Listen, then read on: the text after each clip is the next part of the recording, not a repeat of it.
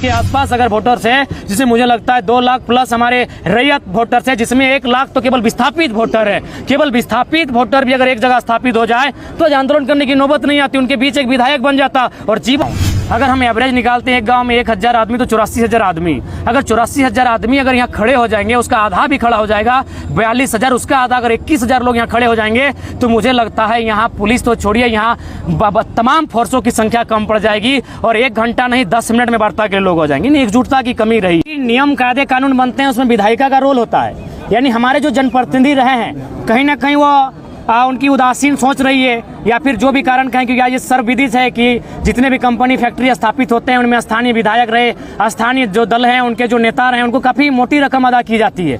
तो ये कमजोरी उनकी हो सकती है, लेकिन अब हम लोग चाहे विधायक रहे या सांसद रहे, अब हम लोग किसी के आश्रित होकर रहने वाले नहीं है, क्योंकि ये लड़ाई बार पार की है, हमारे पास अब खोने के लिए कुछ बचा नहीं है। तो ऐसी परिस्थिति में अब हम लोग का मानना है कि चाहे विस्थापित की लड़ाई हो या फिर अन्य मुद्दों की लड़ाई हो या बार पार की लड़ाई होगी, चाहे जो भी परिणाम होगा, क्योंकि ऐसा परिस्थिति अगर चलता रहे तो आने वाले 20 सालों में मुझे लगता है झारखंड का अस्तित्व, झारखंड का वजूद समाप्त हो जाएगा।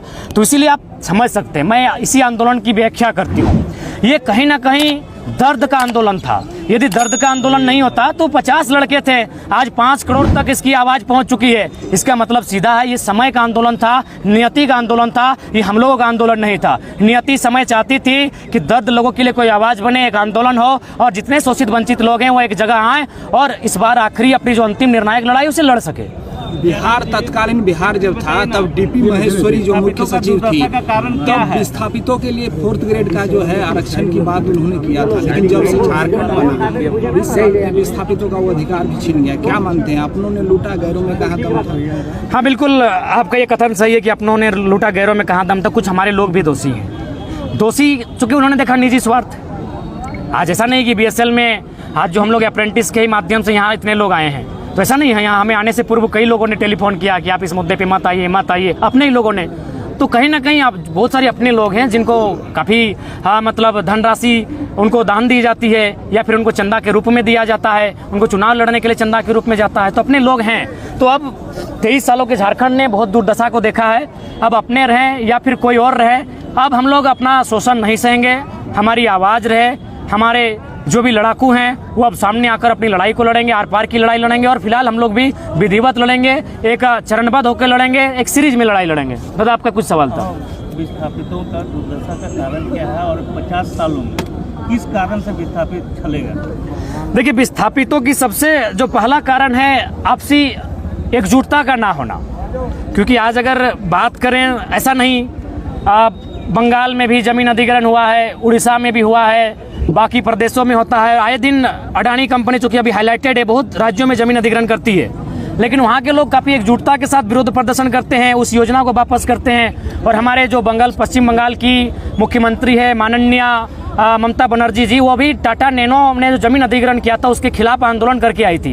यानी सबसे प्रमुख कारण हमारे लोगों की एकजुटता का ना होना। मान के चलिए 84 गाँव, अगर हम एवरेज निकालते हैं एक गांव में 1000 आदमी तो 84,000 आदमी, अगर 84,000 आदमी अगर यहाँ खड़े हो जाएंगे, उसका आधा भी खड़ा हो जाएगा 42,000, उसका आधा अगर 21,000 लोग यहाँ खड़े हो जाएंगे तो मुझे लगता है यहाँ पुलिस तो छोड़िए, यहाँ तमाम फोर्सों की संख्या कम पड़ जाएगी और 1 घंटा नहीं 10 मिनट में वार्ता के लोग हो जाएंगे। नहीं, एकजुटता की कमी रही है। तो इसीलिए आज हम लोग सदियों से, दशकों से ठगे जा रहे हैं। तो अब मुझे लगता है लोगों की जो एकजुटता है अब जागेगी, क्योंकि अब हमारे पास खोने के लिए कुछ नहीं बचा है। जो हमारी ये जनरेशन है इसने बहुत करीब से देखा, बेरोजगारी को देखा, विस्थापन को देखा, पलायन को देखा, भुखमरी को देखा, हर तरह से शोषण को देखा।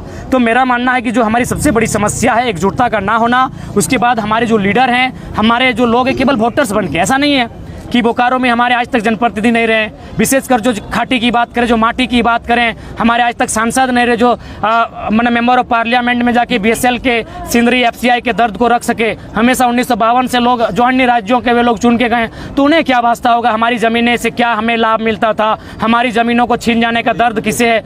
तो इसीलिए हम लोग केवल वोट बन के रहे, भीड़ बन के रहें, उसे एक नेतृत्व में तब्दील नहीं कर पाए। जबकि मेरा मानना है अगर बोकारो विधानसभा की बात कही जाए, जहाँ 3 लाख के आसपास अगर वोटर्स है, जिसे मुझे लगता है 2 लाख प्लस हमारे रैयत वोटर्स है, जिसमें 1 लाख तो केवल विस्थापित वोटर है। केवल विस्थापित वोटर भी अगर एक जगह स्थापित हो जाए तो आज आंदोलन करने की नौबत नहीं आती। उनके बीच एक विधायक बन जाता और जीवन भर उनके लिए लड़ता। अगर एक दिन वो लड़ने के लिए आता तो अब तक इंसाफ मिल चुका था। तो हमें लगता है लोकसभा की बात करें जहाँ 18 से 20 लाख हमारी मतदान है, जिसमें हमको लगता है 12 से लगभग 15 लाख स्थानीय लोग वोटर के रूप में है, लेकिन आज तक अपना सांसद नहीं चुन पाते हैं। जबकि इसी क्षेत्र में कोयला है, आपका बागमारा में तमाम फैक्ट्रियां हैं, कल कारखाने हैं, सिंदरी में इतना बड़ा है, निरसा में तमाम आपके मैथेन है, पंचायत है, बोकारो में आपका वेदांता है, कहीं डालमिया है, यहीं आपका BSL है, लेकिन हम अपना मेंबर ऑफ हाउस पार्लियामेंट के लिए आज तक नहीं चुन पाए। देखिए आज हम जितना आपके सामने बात को रख रहे हैं, बेहतर बात रख रहे हैं, सुनने वाले भी बेहतर हैं और आप लोग भी बेहतर लोग हैं, लेकिन हमें एक हाउस चाहिए जहां हम रख सके, जहां बात की गरिमा हो।